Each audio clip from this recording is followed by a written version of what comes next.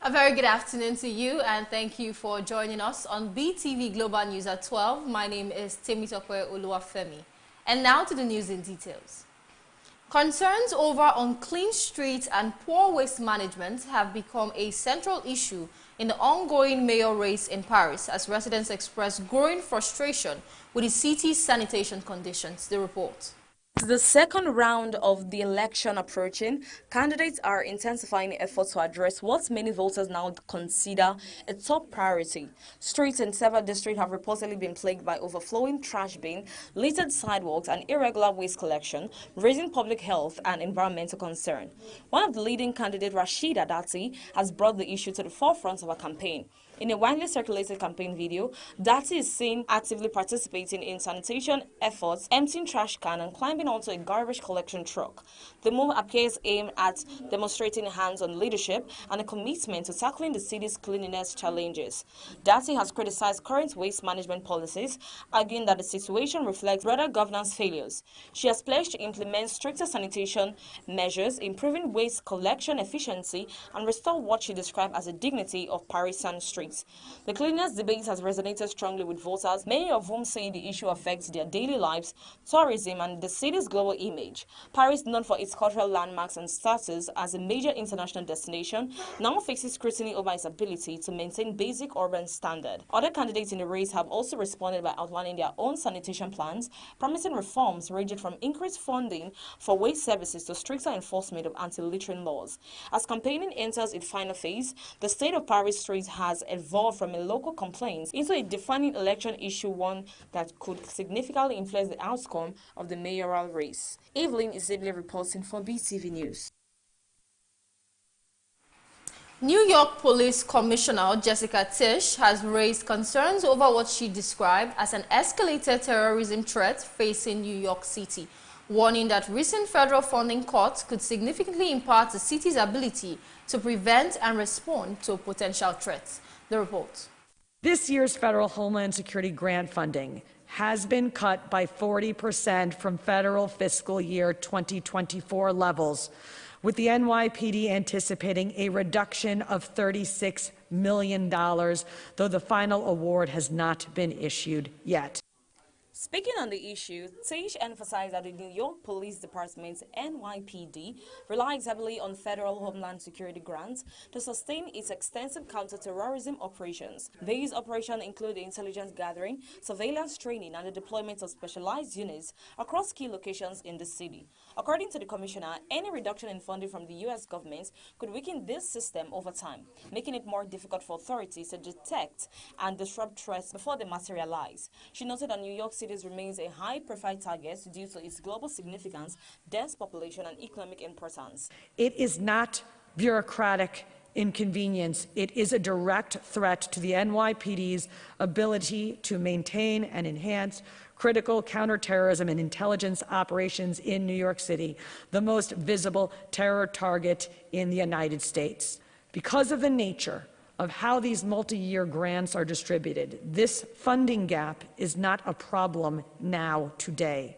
But if it goes unaddressed, it will be a profound problem 2 years from now. So the time to act is today, and I will not stop pressing this issue until the federal government restores the funding and the resources that we need to keep New Yorkers safe. The NYPD has long maintained one of the most sophisticated local counterterrorism programs in the United States, developed in the years following the September 11 attack. The department works closely with federal agencies, including the FBI and the Department of Homeland Security, to monitor and respond to evolving threats. Tisch warned that scaling back financial support could affect critical areas such as intelligence analysis, counterterrorism training, and technological upgrades. She stressed that maintaining preparedness is essential, especially at a time time when global tensions and extremist activities continue to pose risk. Despite the funding concern, the commissioner assured residents that the NYPD remains vigilant and committed to ensuring public safety. She added that the department will continue to adapt its strategies to address emerging threats even as it navigates potential financial constraints.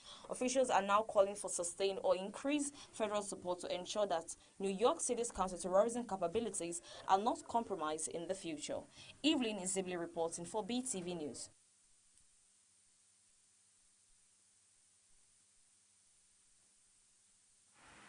Iceland's foreign minister has expressed optimism that the country could join the European Union by the end of 2028, signaling renewed momentum in accession discussions with the bloc.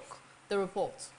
I think it's an honest approach that we do that we right away try to tackle the fisheries. Speaking on the prospects of membership, the minister noted that while progress has been encouraging, key challenges remain particularly in the areas of fisheries and agriculture, which are considered critical sectors for Iceland's economy. Fisheries, a cornerstone of Iceland's national income and identity, is expected to be one of the most sensitive negotiation points. The European Union's common fisheries policy requires shared access to waters and quotas among member states, a condition that may conflict with Iceland's current system of strict national control over its marine resources. Similarly, agriculture poses another complex hurdle. Iceland's farming sector operates under unique conditions due to the country's climate and geography, and aligning with the EU's agricultural policies could require significant adjustments. Despite these challenges, the foreign minister emphasized that Iceland remains committed to constructive dialogue and believes that mutually beneficial agreements can be reached. She highlighted the country's strong democratic institutions,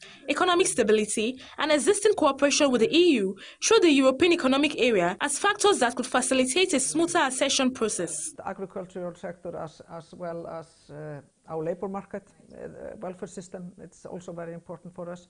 And if we do that, then I'm pretty optimistic. Then we will be before the end of the year 2028, member of the European Union. Iceland has previously paused its EU membership bid in the past, but recent geopolitical and economic developments have reignited interest in closer integration with the bloc. If negotiations progress as anticipated, Iceland could potentially finalize its accession by 2028, marking a significant shift in its international alignment and strengthening ties with European partners. Naomi Ewe reporting from BTV News. Saudi Arabia has declared that it reserves the right to take military action against Iran following a series of ballistic missile attacks targeting its territory, marking a sharp escalation in the Middle East tensions. The report. Speaking after the attacks on Riyadh, Saudi Foreign Minister Prince Faisal bin Farhan said the trust between Riyadh and Tehran has been completely shattered, warning that Iran's actions have severely undermined diplomatic relations. And I think that's the clearest signal of how Iran feels about diplomacy. It doesn't believe in talking to its neighbors. It tries to pressure its neighbors. And what I can say categorically, that's not going to work. The kingdom is not going to succumb to pressure. On the contrary, this pressure will backfire. Will backfire politically, will backfire, I believe, morally, and certainly, as we have stated quite clearly, we have reserved the right to take military actions if deemed necessary. The statement comes after Iranian missile and drone strikes hit multiple locations across the Gulf, including Saudi Arabia, Qatar, and the United Arab Emirates, with several energy facilities affected. Although many of the incoming projectiles were intercepted by Saudi's air defenses, some caused damage and triggered emergency alerts in Riyadh for the first time. Saudi authorities described the attacks as violations of international law and a direct threat to regional stability. Officials stressed that continued aggression from Iran could lead to serious consequences, including possible military retaliation to defend the kingdom's sovereignty and protect its citizens. The latest developments are part of a wider regional crisis involving Iran, Israel, and the United States, which has disrupted global energy supplies and increased fears of a broader conflict in the Middle East. Iranian strikes have targeted key oil and gas infrastructure across the Gulf, contributing to rising oil prices and instability in global markets. Pathway to rebuilding trust may be lost entirely. The situation continues to develop with the risk of further. The United States is actively considering deploying thousands of additional troops to the Middle East as its conflict with Iran intensifies. According to U.S., officials are familiar with internal deliberations. The report.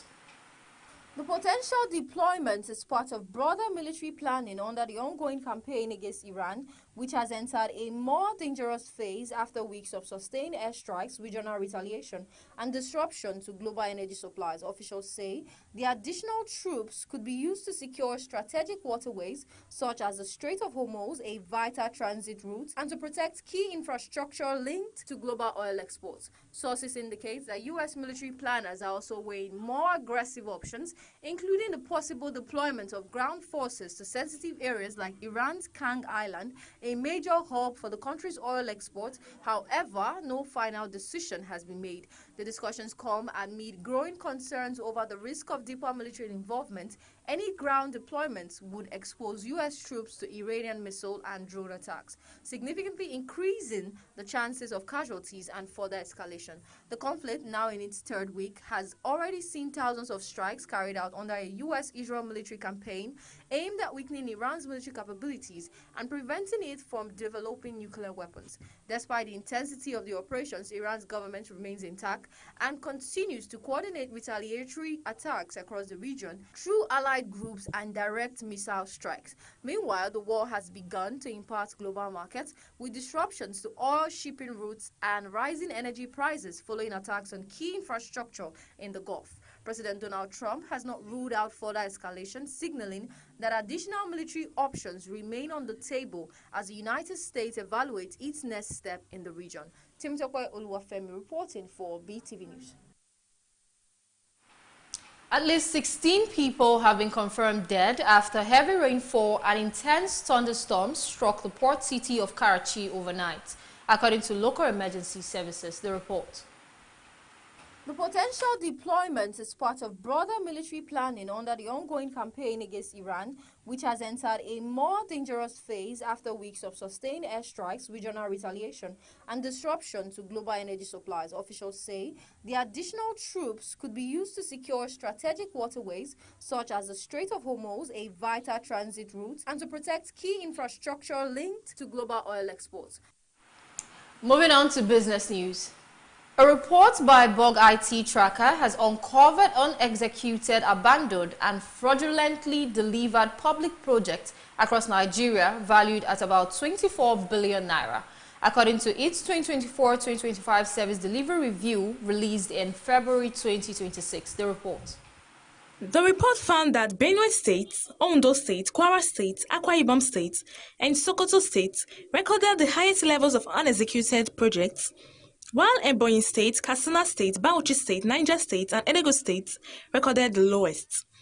It also identified Taraba State, Abia State, Nasarawa State, Adamawa State, and Ogun State as the most affected by abandoned projects, which accounts for the bulk of cases tracked, while raising concerns over widespread irregularities in project delivery. Rising tensions in the Middle East linked to the Iran war are putting Africa's fuel supply under pressure, with many countries left with only weeks of refined petroleum products. Disruptions along the Strait of Hormuz, a key global energy corridor, have slowed tanker traffic and strained critical import routes. The International Energy Agency estimates that about 600,000 barrels per day of fuel supplies normally destined for Africa are now at risk. Governments across the continent are scrambling for alternative sources amid concerns that wealthier countries could outbid African buyers in an increasingly tight global market.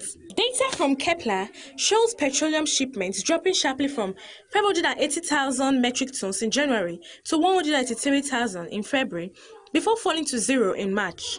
Analysts said the disruption highlights Africa's heavy reliance on imported refined fuel, driven by years of underinvestment and refinery shutdowns. Nigeria recorded $3.74 billion in crude oil imports in 2025, linked to operations of the Dangote Petroleum Refinery, marking a shift in its oil trade structure despite being a major crude producer. The figure was disclosed in the balance of payments report by the Central Bank of Nigeria. The report showed Nigeria's current account surplus stood at $14.4 billion in 2025, down from $19.3 billion in 2024, but higher than $6.42 billion in 2023. The decline was partly attributed to changes in oil trade flows, including crude imports for domestic refining, while crude exports fell to $31.54 billion from $36.85 billion in the previous year. However, improved refining activity boosted the goods account surplus to $14.51 billion, supported by $5.85 billion in refined petroleum exports from the Dangote refinery and increased gas exports. The report added that local refining also reduced Nigeria's dependence on imported fuel. Naomi Ewere reporting from Beetv News.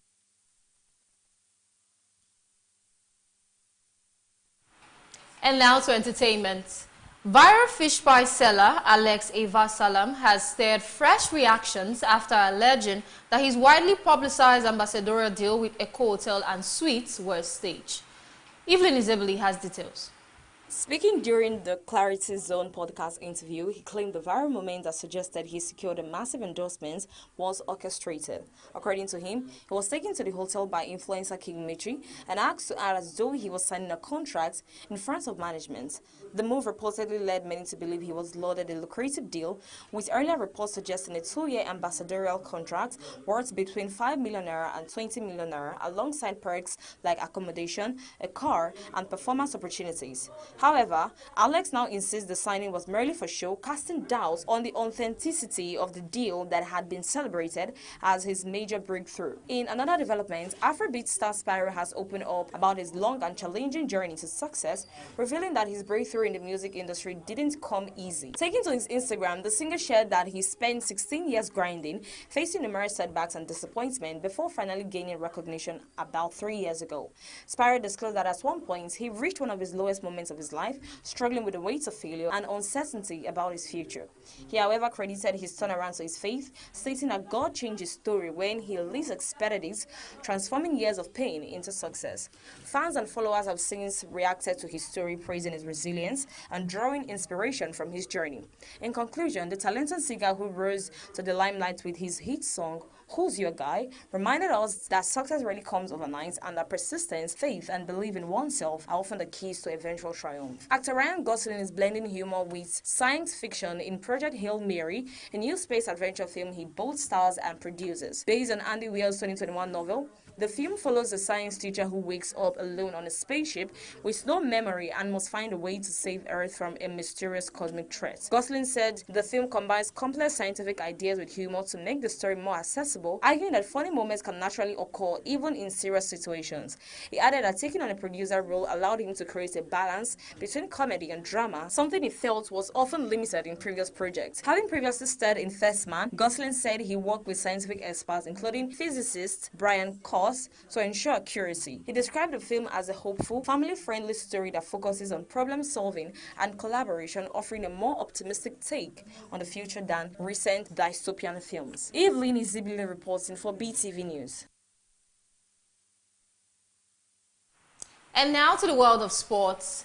Nigeria's D Tigers have expressed confidence of a stronger performance at the FIBA Women's Basketball World Cup after a mixed outing in the recent qualifiers. The African champions recorded 2 wins and 3 losses, defeating Colombia and the Philippines, but losing to South Korea, France, and Germany. Despite the results, Nigeria had already secured qualification by winning the Women's Afro-Basket 2025, with the qualifiers serving as preparation. Head coach Rina Wakama said the demanding schedule would benefit the team, describing the tournament as valuable for growth ahead of the World Cup. Guard Elizabeth Balogun said the team will focus on reviewing performances and improving both individually and collectively, stressing that continuous development remains key to their World Cup ambitions.